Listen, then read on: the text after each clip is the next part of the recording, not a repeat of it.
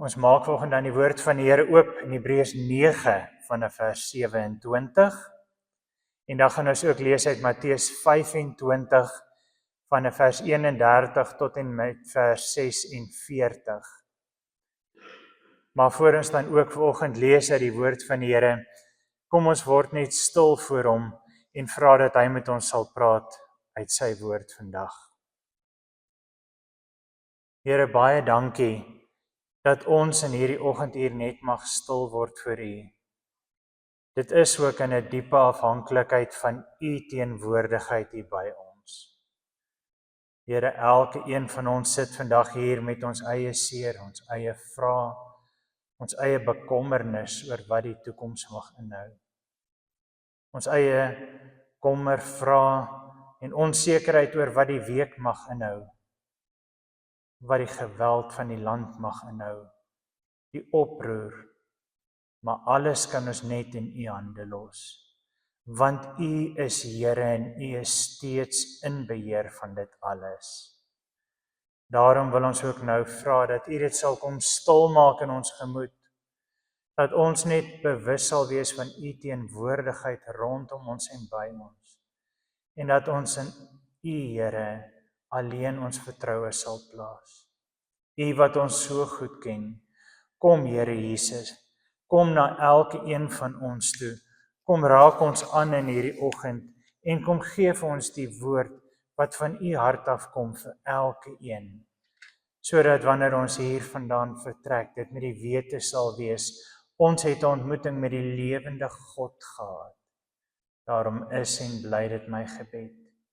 Spreek, Here, U kinders luister.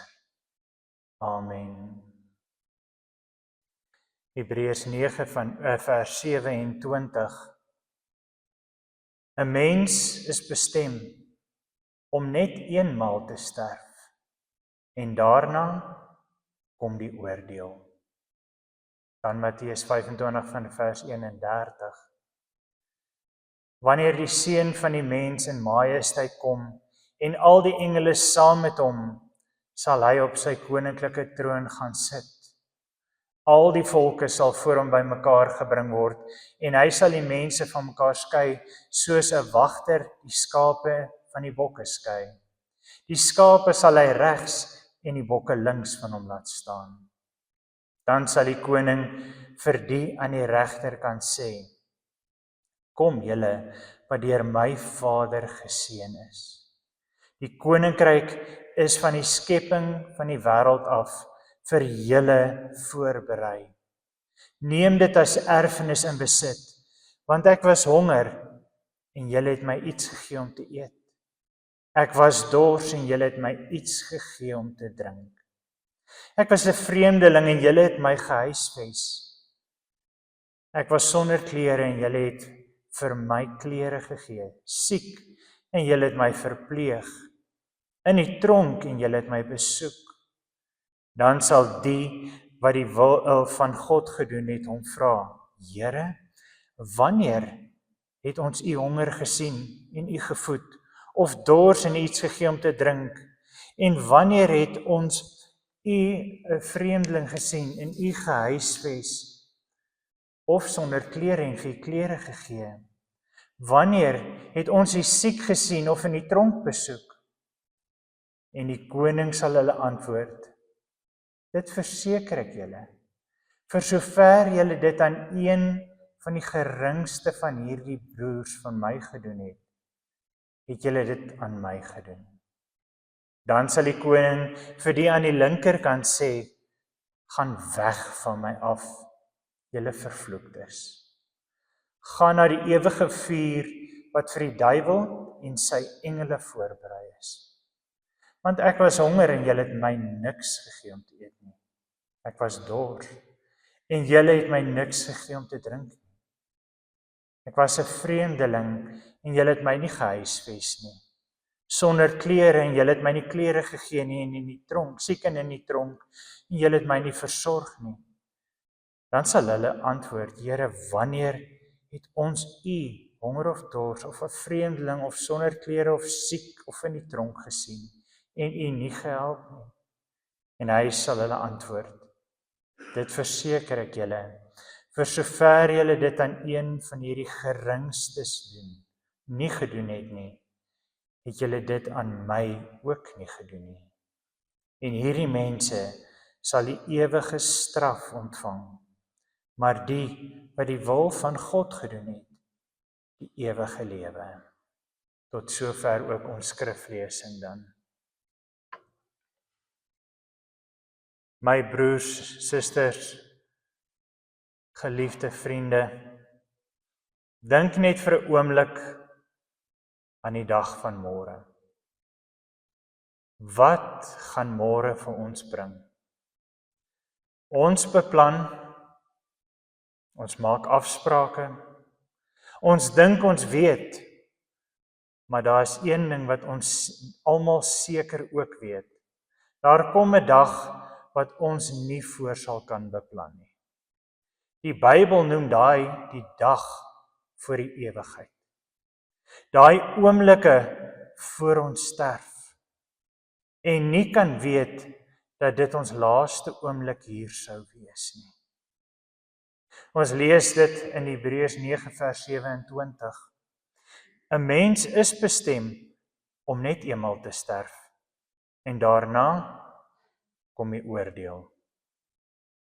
Dit is die feit van die lewe. Dit maak nie saak hoe ryk jy is nie, hoe arm jy is nie, of hoe jonk of oud nie. Op 'n dag, vir elke ene van ons, is daar net daai dag oor. Een dag voor ek my ewigheid ingaan.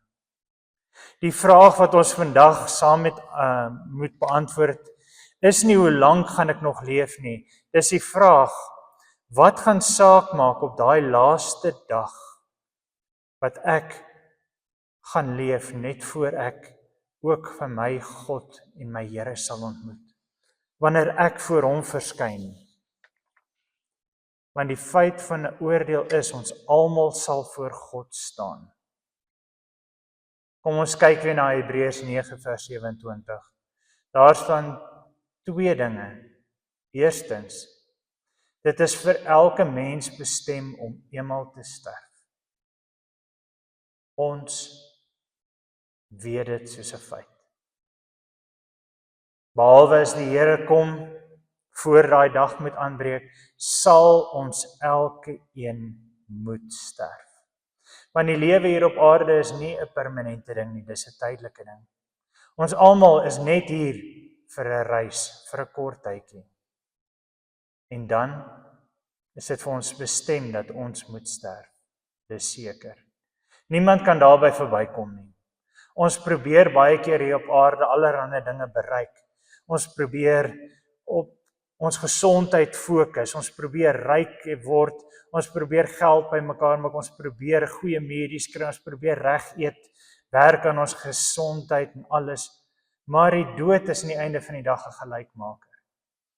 Wanneer dit kom, maak jou rykdom, jou skoonheid, jou roem, jou werk, niks meer saak nie.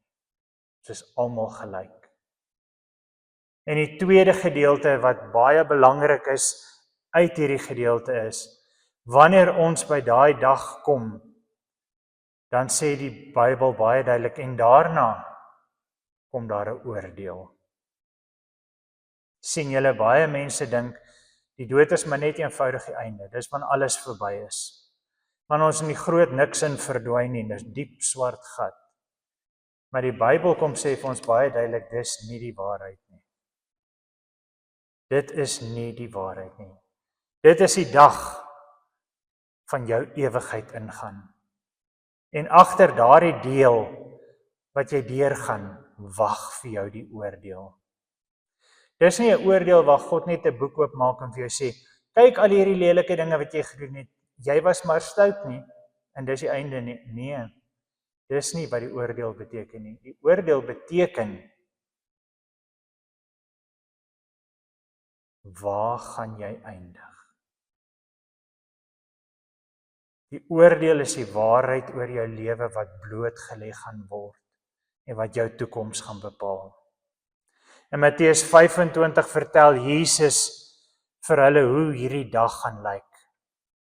Hy sê, wanneer die Seun van die mens in sy heerlikheid kom, dan sal hy op die troon sit en al die nasies sal voor hom versamel. Die grootste finale byeenkoms. Elke liewe mens, van Adam tot en met die babietjie wat op daai dag gebore is, almal sal voor God verskyn. Nie een sal van hom kan wegkruip nie. Jy kan nie vir jouself wegsteek agter jou werke, jou status, jou rykdom, geld of enigiets nie. Jy gaan net eenvoudig voor God staan soos jy is.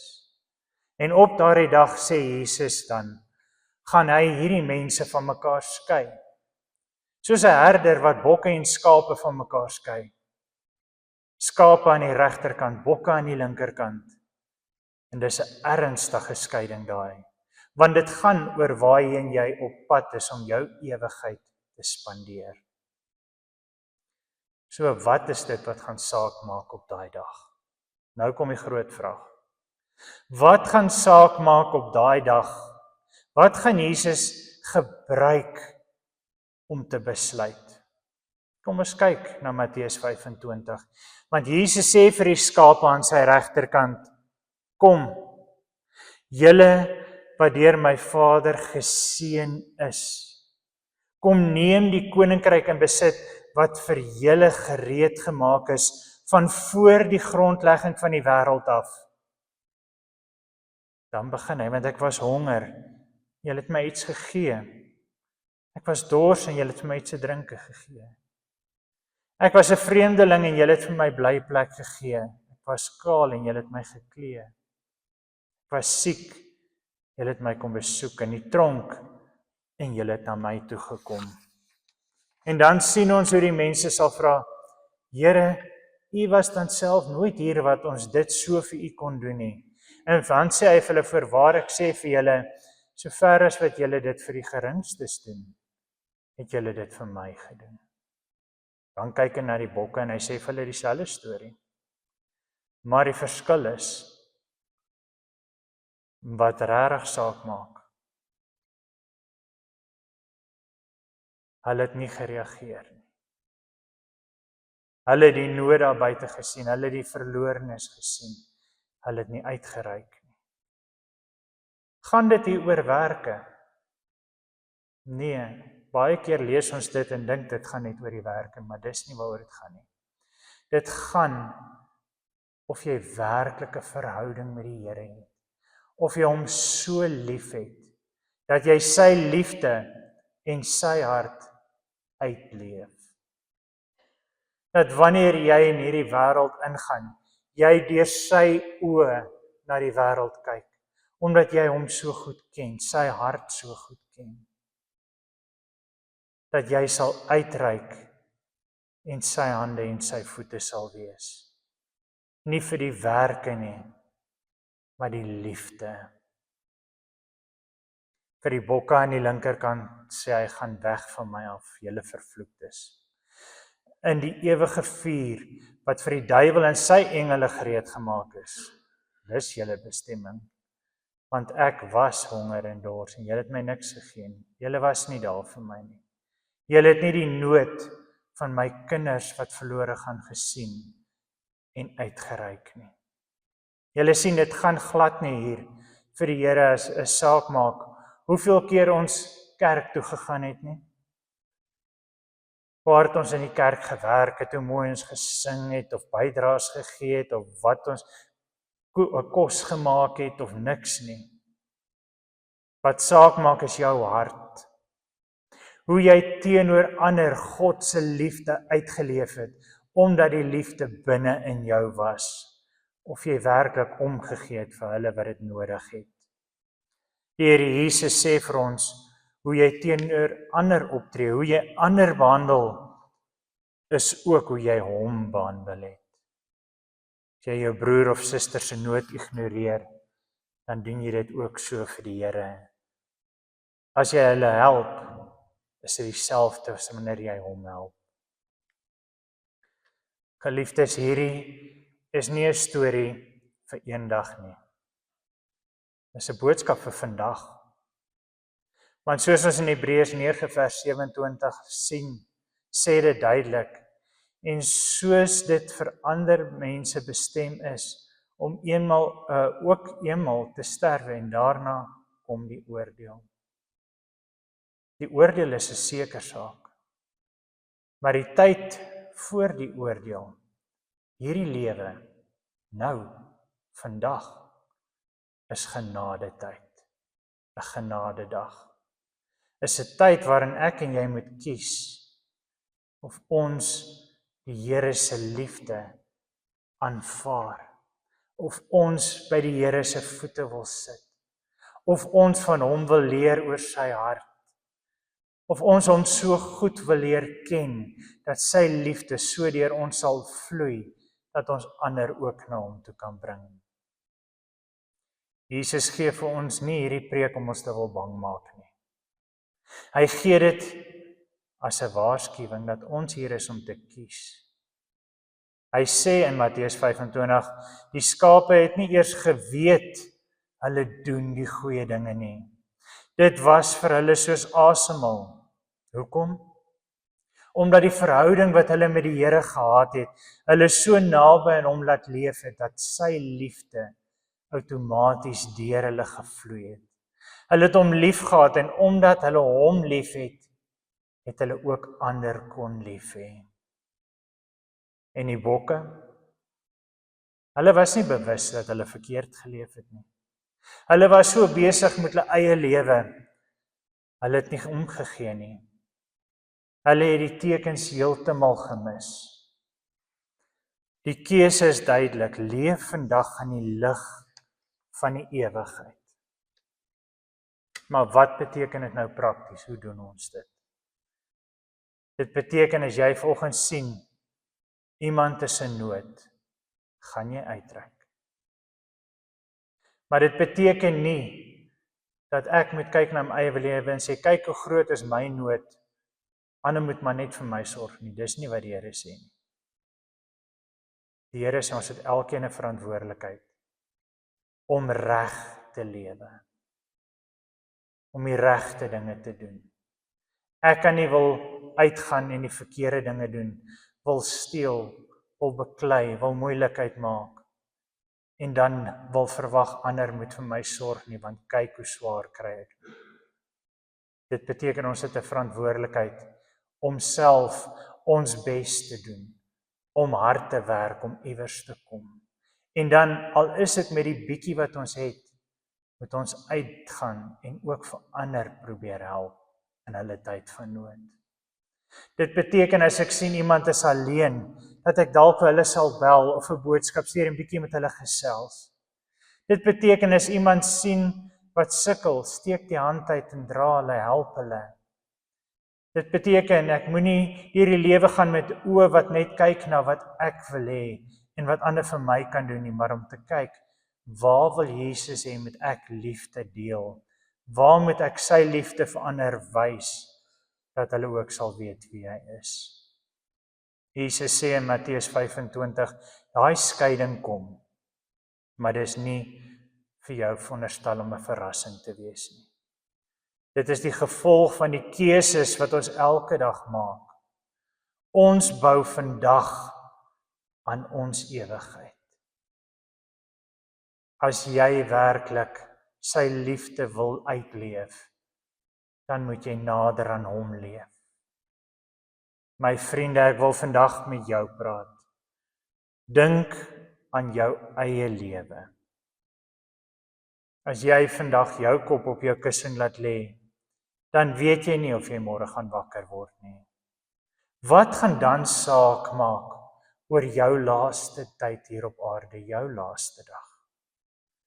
Gaan die TV-programme of reeks wat jy gekyk het, saak maak? Gaan die kar wat jy so mooi gepolish het en versorg het en vertroetel het saak maak? Daai bankrekening wat jy so hard aan werk of jou bekommernis oor jou finansies saak maak? Nee. Wat gaan saak maak is waar was jy? Was jy by Jesus se voete? Het jy Jesus werklik geken? En as jy Jesus dan so lief gehad het, het jy sy liefde gaan uitleef? Het jy dit aan ander gaan wys? Het jy die groot sendingsbevel geleef van gaan dan en maak disippels van alle mense? Die Bybel sê, elke mens sal voor God gaan staan op daardie dag. Dis nie 'n grap nie, is ook nie 'n sprokiesverhaal nie, dis die waarheid. Maar hier is die goeie nuus. Vandag, op hierdie oomblik, is nie daardie dag of oomblik nou nie. Dis het jy nog vandag, vir nou, nog genade tyd. Jy het vandag nog die keuses wat jy kan maak, vir nou. Ons weet nie hoe die dag gaan uitdraai nie, ons weet nie wat môre wag nie. Maar vandag, nou, kan jy kies. Vandag of nou kan jy sê, Here, ek wil my lewe verander. Ek wil nie net myself as die belangrikste sien nie. Ek wil nie net vir myself leef nie. Ek wil vir U leef. Ek wil U liefde, wat ek ervaar, kan uitleef. Ek wil lief hê soos U my lief het en hoe U liefde daar is vir elke ander mens ook. Help my om die mense om my te kan sien soos U hulle sien. Met liefde, nie met oordeel nie. Jesus staan met oop arms en hy wil hê jy moet by die skape wees, nie by die bokke nie. Hy wil hê jy moet sy liefde ook vandag kan ervaar. En nie net ervaar nie. Wanneer jy dit ontvang, is dit nie iets wat jy selfsugtig vir jouself kan hou nie. Jy moet dit gaan deel, uitleef. Kom ons maak dan vandag daai keuse. Kom ons leef vandag in die lig van ewigheid. Want broers en susters, daar is een dag voor die ewigheid. En dan is dit te laat om te kies. Die keuse is nou se keuse. 'n Keuse wat jy nou moet maak. Gaan dan nou in sy vrede. En onthou, elke dag is 'n geskenk. Laat dit tel. Maak dit tel vir Jesus. Leef in die lig van ewigheid. Gaan vergewe. Gaan gee liefde. En ervaar sy liefde, soos jy dit ontvang het. Amen. Kom ons bid saam. Here ons God, dankie vir U teenwoordigheid hier. Dankie dat U vir my en elke liewe persoon hier so lief het. Vandag is ons maar ook elke een baie bewus van ons eie nood, wat ek wil hê, wat ek nodig het, en wat ek graag sal wil ontvang. Maar dis nie wat U vandag vir ons sê nie. U sê, uit dit wat jy het, deel die liefde, deel die sorg. Gaan uit en deel die Here se liefde met almal wat jy in aanraking kom. Wys vir my waar ek 'n verskil kan maak. Maak my die hande en die voete van Jesus se liefde, sodat ander sal leer wie my Here is en ook sal begeer om by hom uit te kom. Dankie vir U sorg en U liefde wat ons so onverwaarlik ontvang. Dankie vir die waarskuwing wat U weer vir elkeen bring om te sê, jy moet kies. Want dit is dalk jou laaste dag, dit weet jy nooit. Dit is dalk jou laaste oomblikke. Wat as vandag my laaste dag is? Wat gaan saak maak as ek in die volgende oomblik by U sou wees? Help my dat vandag, Here, sal saak maak vir U. Amen. Ontvang dan nou ook die seën van die Here en gaan in sy liefde en in sy vrede. Die Here is voor jou om die weg gelyk te maak. Die Here is langs jou om jou in sy arms toe te vou. Die Here is agter jou om die aanvalle van die bose af te slaan. Die Here is onder jou om jou te dra as jy mag val. Die Here is rondom jou om jou te beskerm. Die Here is binne jou om jou te lei met sy Heilige Gees. So seën die Drie-enige God jou van nou af tot in alle ewigheid. Amen.